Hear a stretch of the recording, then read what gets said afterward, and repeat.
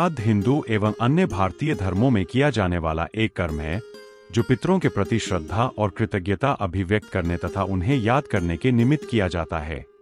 इसके पीछे मान्यता है कि जिन पूर्वजों के कारण हम आज अस्तित्व में हैं, जिनसे गुण व कौशल आदि हमें विरासत में मिले हैं, उनका हम पर न चुकाए जा सकने वाला ऋण है। वे हमारे पूर्वज पूजनीय हैं। गीता जी के अध्याय 9 श्लोक 25 के अनुसार पितर पूजने वाले पितरों को, देव पूजने वाले देवताओं को और परमात्मा को पूजने वाले परमात्मा को प्राप्त होते हैं। माता और पिता दोनों का श्राद्ध उनके देहावसान के दिन हिंदू पंचांग के अनुसार किया जाता है। इसके अलावा प्रतिवर्ष श्राद्ध पक्ष या पितृपक्ष में सभी पितरों के लिए श्राद्ध किया जाता है। पितर से आधे माता पिता, नाना नानी, दादी दादी और उनके पहले उत्पन्न सभी संबंधी मातृपक्ष और पितृपक्ष दोनों के हैं। तो आइए इस छोटे से वीडियो के माध्यम से जानते हैं श्राद्ध के बारे में सब कुछ। इस दिन क्यों की जाती है पितरों की पूजा? तो वीडियो में बने रहिए। कमेंट में ओम पितृदेवताय नम लिखकर हमारे चैनल को सब्सक्राइब कर ले। हम आपके लिए रोज ऐसे वीडियो लाते रहेंगे। पुराणों में आता है कि आश्विन कृष्ण पक्ष की अमावस, पितृमोक्ष अमावस के दिन सूर्य एवं चंद्र की युति होती है। सूर्य कन्या राशि में प्रवेश करता है।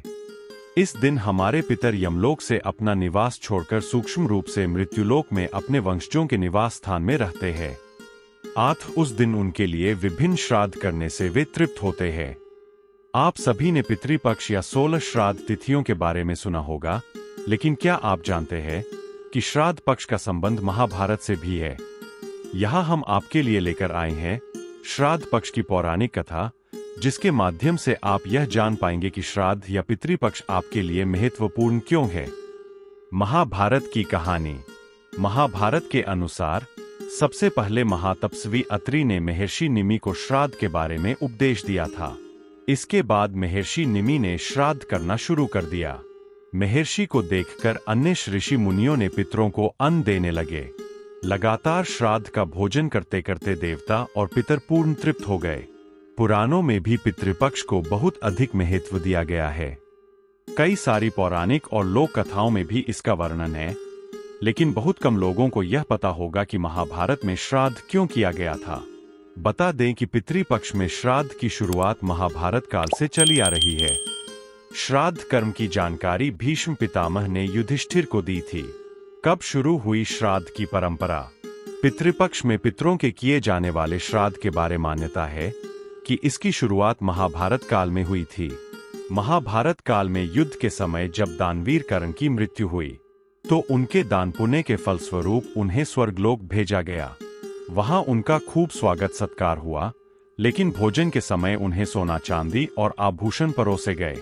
कर्ण इस व्यवहार को समझ न सके और उन्होंने देवराज इंद्र से पूछा कि हे स्वर्गाधिपति, यहाँ मुझे भोजन में सोना चांदी और आभूषण परोसे गए हैं, लेकिन मैं इनका सेवन नहीं कर सकता।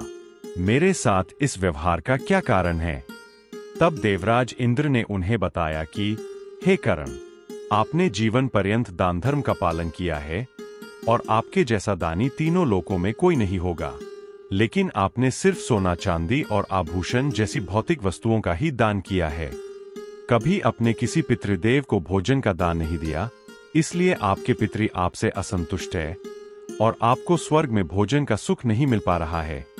यह सुनकर कर्ण निराश हो गए और उन्होंने इंद्रदेव को कहा कि मैं आजीवन अपने पितरों से अनभिज्ञ रहा हूँ, इसीलिए मुझसे यह भूल हुई है। कृपया अब आप मुझे इसका उपाय बताइए। तब इंद्र ने कहा कि आपको अपने पुण्य कर्मों के कारण 16 दिनों का समय दिया जाता है। इन 16 दिनों में पृथ्वीलोक पर जाकर अपने पितरों को भोजन का दान करें, उनका पिंड दान करें और तर्पण करके उन्हें संतुष्ट करें। इससे आपको स्वर्ग में हर तरह की सुख सुविधा के साथ भोजन का सुख भी मिलेगा। कर्ण ने ऐसा ही किया और इन 16 दिनों में पृथ्वीलोक पर विचरण कर रहे अपने पितरों को सभी तरह के भोजन का दान किया। यह पितृपक्ष की अवधि थी, इसलिए इन 16 दिनों में हम सभी मनुष्यों को यह सौभाग्य प्राप्त होता है कि हम अपने मृत पूर्वजों को भोजन का दान करें और उनके पिंडदान और तर्पण की विधि को पूरा करें। श्राद्ध की कथा। पुराणों के अनुसार जोगे तथा भोगे दो भाई थे। जोगे धनी था और भोगे निर्धन। दोनों में अत्यंत प्रेम था। जोगे की पत्नी को धन का घमंड था, लेकिन भोगे की पत्नी सरल हृदय की थी। पितृपक्ष के आने पर जोगे की पत्नी ने उससे पितरों का श्राद्ध करने के लिए कहा तो जोगे इसे बेकार का काम समझकर टालने लगा, लेकिन उसकी पत्नी जानती थी कि यदि ऐसा नहीं किया तो लोग बातें बनाएंगे। साथ ही उसे अपने मायके वालों को दावत पर बुलाने और अपनी अमीरी दिखाने का यह सही अवसर लगा। अंत में वो बोली, आप मेरी परेशानी की वजह से ऐसा कह रहे हैं तो मैं सहायता के लिए भोगे की पत्नी को बुला लूंगी।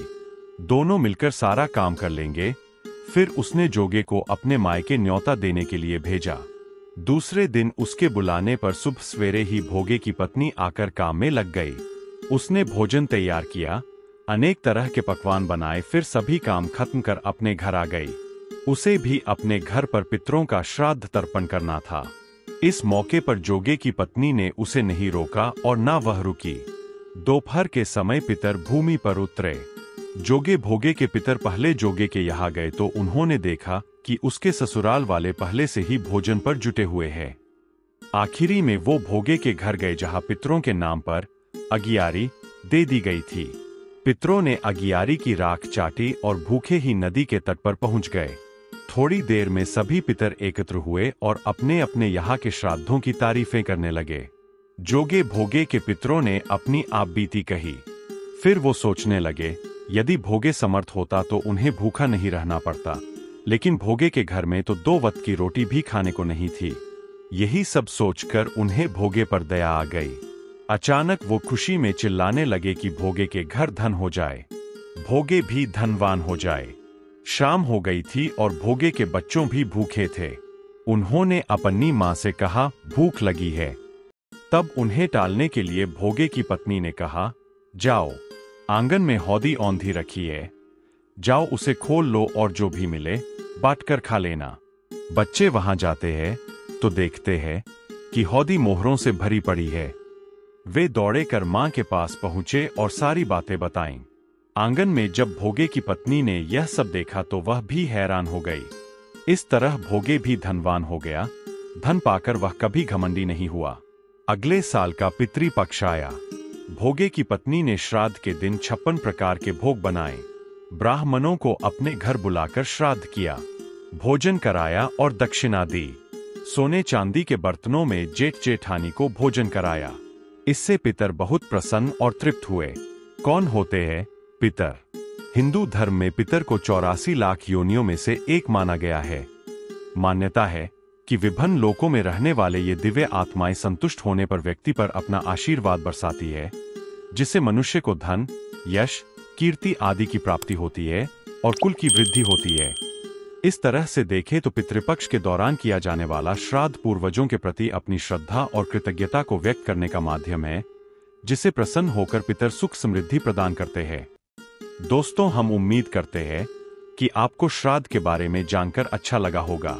यदि आपको हमारा यह वीडियो पसंद आए तो हमारे वीडियो को लाइक जरूर करें। सनातन धर्म से जुड़ी धार्मिक कहानियों की और अधिक जानकारी के लिए आप हमारे YouTube चैनल विमल एनिमेशन को जरूर सब्सक्राइब करें।